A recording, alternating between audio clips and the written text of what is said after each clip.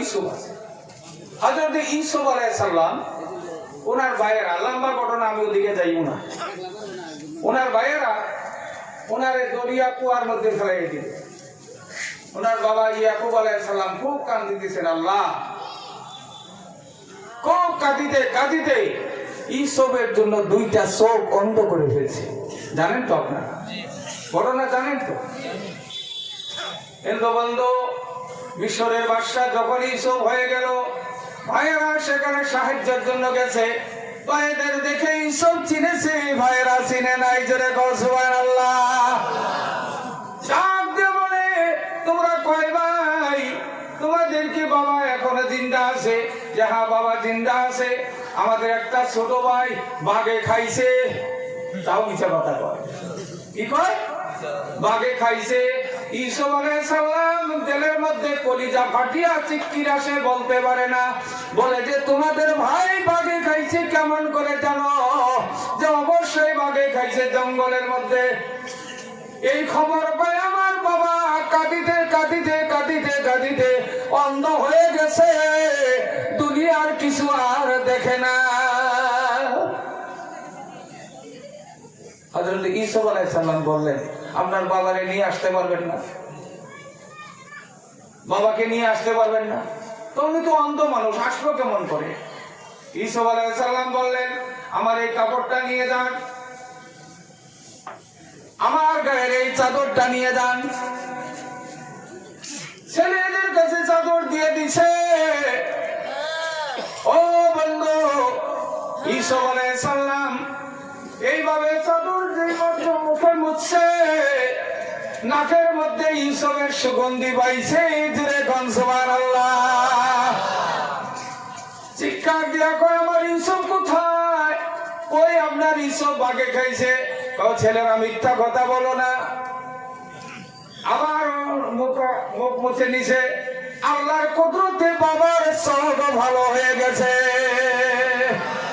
এই কাপড়ের হিস্টোরি আজকে বলবো না। এই কাপড়টা ইউসুফ আলাইহিস সালামের ছিল না রে বন্ধু, এটা জান্নাতি চাদর। চিল্লে বলো সুবহানাল্লাহ। হযরত ইউসুফ আলাইহিস সালামের নিকটে চলে গেলেন তিনার বাবা। সাক্ষাৎ হওয়ার পরে দুইজনে জড়ায় কান্দাকাটি শুরু হয়ে গেল। এতদিন পরে ছেলে পেয়েছে। ইউসুফ আলাইহিস সালাম কান্দে আর কয়, আব্বা গো, তুমি আমার জন্য কাঁদিতে কাঁদিতে চোখটা অন্ধ করে ফেলছেন। এই কান্দাটা আমার জন্য না কান্দি, আল্লাহর জন্য কান্দিলে আপনার মর্তবা আরো আল্লাহ বাড়াইয়ে দিত। ছেলের নসিহত, সুবহানাল্লাহ কর। ছেলে বাবারে বুঝ দিতেছে, আব্বা গো, আপনি যদি আমার জন্য যত কান্দিলেন, এই শিক্ষাটা যদি আমার আল্লাহর মহব্বতে দিতেন, আল্লাহ আপনার আরো মর্তবা বাড়াইয়ে দিত। হযরত ইউসুফ আলাইহিস সালামের বাবা বলতেছে, পাগল, কে বলছে আমি তোমার জন্য কান্দিছি? আপনি তো আমার জন্য কান্দে দুই চোখ বন্ধ করছেন। না না, মিছা কথা। আমি কান্দিছি আল্লাহর কাছে, আল্লাহর ভয়ে আমি কান্দিছি। খুব মনোযোগ দিয়ে শুনবেন। ইয়াকুব আলাইহিস সালাম বুঝায় বলতেছে, ছেলেরে, তুমি নাবালক অবস্থা হারায় গেলা। আমি তোমার পিতা, আমার দিলের মধ্যে ভয় হয়ে গেল।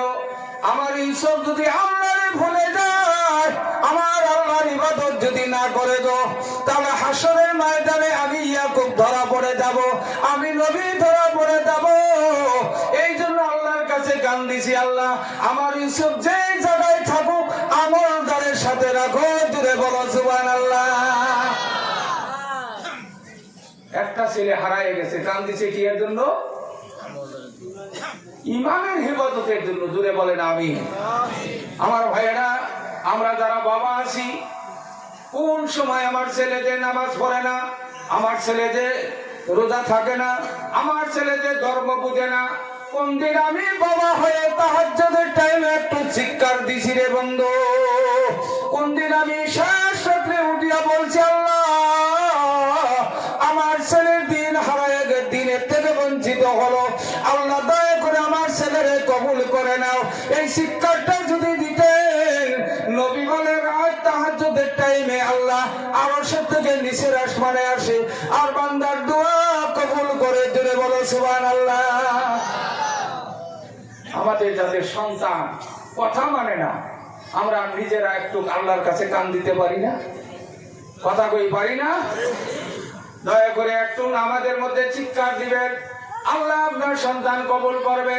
আরেকটা ছোট্ট আমল শিখায় যায়, বাবা যারা আছেন, ছেলে যদি আপনার দিনের কথা মানে না, ছেলে যদি বদদিনী হয়ে গেছে, তারে কোরআনের জন্য একটা আমল আপনারা করবেন।